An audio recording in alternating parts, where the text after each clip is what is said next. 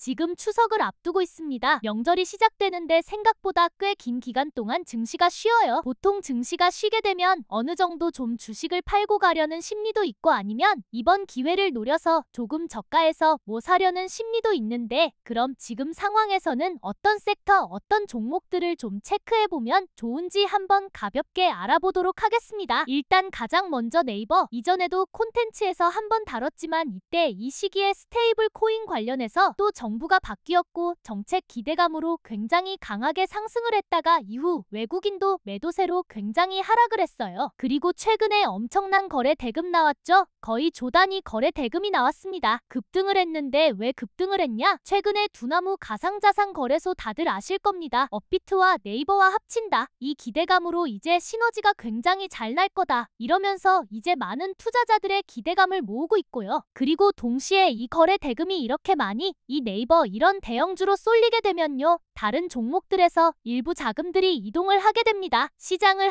같이 한번 볼게요. 업종을 누르면 코스닥 코스피를 볼 수가 있는데 최근 코스피를 보면 어떻죠? 주가가 하락을 했습니다. 어느 정도 조금 차액 실현 추가 조정되는 국면도 있고 그럼 왜 조정을 받았냐? 최근에 미국과 관세, 트럼프 관세 협력론에 관련해서도 노이즈가 많죠. 그래서 뭐 환율도 지금 올라가는 측면도 있고 그리고 그 외에 여러 가지 단기적으로 또 많이 올라간 부분도 있기 때문에 어느 정도 조정을 받고 있지만 받는 구간에 상대적으로 돈이 어디에 몰렸냐? 이 네이버에 몰렸다라고 볼 수가 있어요. 그러면 시장이 조정을 받았고 돈은 네이버 쪽으로 몰렸고 그러면 돈이 어디에서 조금 빠져나왔을까? 그것도 한번 체크를 해봐야겠죠? 시장을 주도할 때 여기에서 어떤 섹터가 주도했는지를 우리가 체크를 해봐야 돼요. 어떤 섹터가 주도했죠? 반도체였습니다. 그럼 반도체 한번 보겠습니다. 삼성전자 대표적인 반도체 종목이었죠? 어때요? 최근에 시장을 주도했다가 크게 꺾였다라고 볼 수는 없지만 잠깐 쉬는 모습을 볼 수가 있고 SK 하이닉스도 마찬가지죠. 하이닉스도 시장을 주도할 때 강하게 시장을 밀어 올렸고 지금 최근에 잠깐 쉬고 있습니다. 그러면 반도체 섹터 여기서 끝났나? 여기서 멈춰야 되냐? 그건 아니라고 생각을 합니다. 시장이 단기간에 많이 올랐고 많이 상승했기 때문에 조금 쉬는 국면도 있지만 지금 시장의 상황은 어떤 시장 이슈적인 측면이 강하고 개별 섹터로 봤을 때 반도체 섹터가 앞으로 기대할 요소가 많이 있는가? 앞으로 기대할 요소가 아직은 많다는 의견이 지배적입니다. AI 수요, 데이터 센터 이 반도체 수요 증가가 이제 막 본격적으로 시작되는 것에 대한 반영이 지금 되고 있기 때문에 오히려 시장이 이렇게 순환한다고 보면요. 돈이 반도체로 갔다가 네이버로 갔다가 뭐 또 다른 어떤 섹터로 갔다가 이렇게 돈이 돌면서 순환하거든요. 그래서 지금은 그러면 돈이 어디에 몰려있냐? 네이버에 몰려있다라고 볼 수가 있죠. 반도체가 또 그러면 끝났냐? 끝난 건 아니지만 단기적으로 사람들의 시선이 지금 네이버에 가 있는 거지 반도체가 나쁜 게 아니기 때문에 오히려 이런 기회를 잘 활용을 하면 반도체 줄을 싸게 아니면 유리한 가격에서 살 수 있는 그런 기회가 될 수도 있다라고 판단을 할 수 있겠죠.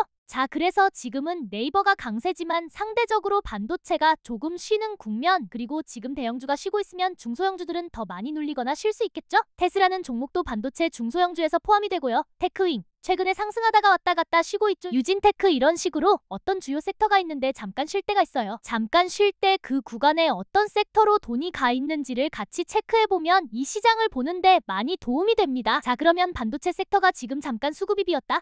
쉬고 있다. 그래서 추석 전에 명절 전에 가격 조정이 왔을 때 한번 진입해 볼 만한 좋은 섹터가 되지 않나? 이렇게 한번 접근을 해볼 수도 있을 것 같고요. 그리고 그 외에 최근에 또 올라가는 트렌드 뭐가 있냐? 금융 쪽이 있죠. 왜냐? 지수 상승기에 반도체만 주도한 게 아니라 금융지주사 이런 기업들도 함께 주도를 했었거든요. 대표적으로 어떤 기업이 있었냐? 키움증권이 있었습니다. 키움증권도 보시면 이 시기가 증시가 강할 때 잘 갔던 시기였죠. 이렇게 보니까 조금 어려울 수 있으니까 차트를 이렇게 시장 지수랑 나란히 놓고 보면 이 흐름이 좀 더 명확하게 볼 수가 있어요. 코스피가 강세 구간에 어떤 섹터가 주도했죠? 반도체도 있었지만 증권 금융 섹터도 있었다. 왜냐? 이 증시가 코스피가 되게 강세로 갈 거다. 연말로 갈수록 이런 분위기가 강해지면 시가총액이 큰 섹터들이 함께 움직이거든요. 반도체가 있고요. 금융도 사이즈가 굉장히 크기 때문에 키움증권이라든가 미래에셋증권 이제 이런 기업들이 잘 보시면 어때요? 증시 상승 국면에 시장을 한번 주도했었다. 이런 걸 볼 수가 있고 처음에 얘기했던 네이버는 어때요? 증시 상승 국면에 그렇게 막 주도하는 느낌은 아니었죠. 하지만 최근 증시가 쉬면서 증시를 주도했던 종목들에 몰렸던 돈들 일부가 네이버로 몰려갔다. 이렇게 볼 수가 있습니다. 자, 그러면 이렇게 한번 지금까지 했던 거를 종합해서 다시 한번 생각을 해보면 네이버가 올라가다가 어느 순간 또 쉴 겁니다. 주가가 하락하지는 않더라도 더 이상 상승을 계속 이어가지 않고 이런 고점 부근에서 횡보를 한다든가 아니면 뭐 살짝 음봉으로 밀린다든가 이런 구간이 나올 수 있겠죠.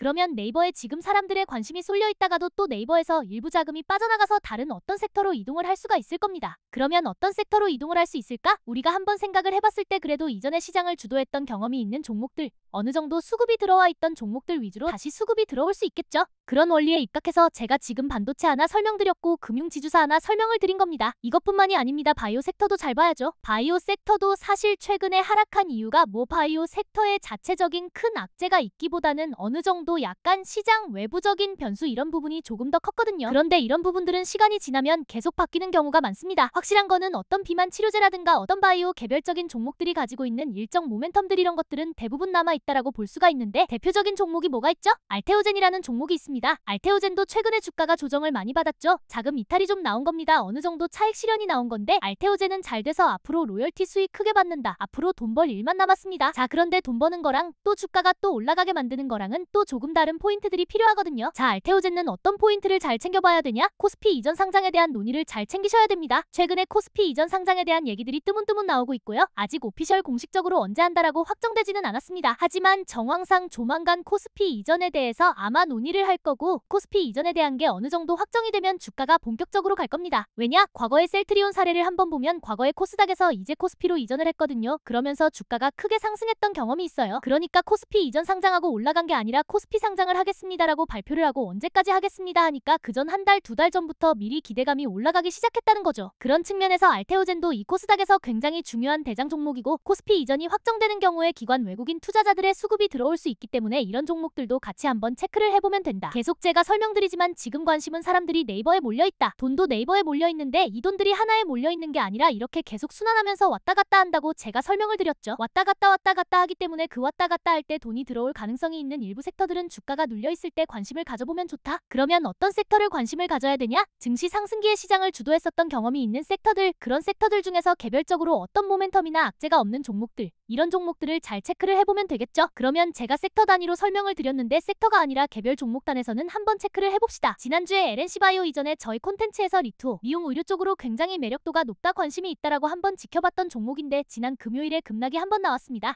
이때 왜 급락이 나왔냐? 이거를 한번 이해를 짚고 넘어갈 필요가 있는데 첫 번째는 시장이 안 좋았죠. 왜냐?